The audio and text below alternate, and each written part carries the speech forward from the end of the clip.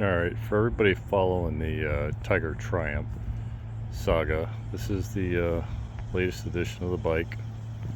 Reflective stickers, got the case on it, polished it out. The seat, I used a standard wetsuit seat that I cut up and made work for this.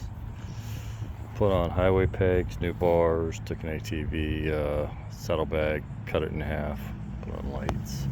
I did sand it to make it look the way it looks on purpose. Windshield.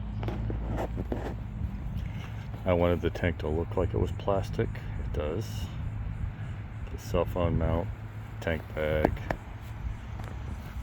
Oh, voltmeter and all that shit. New battery.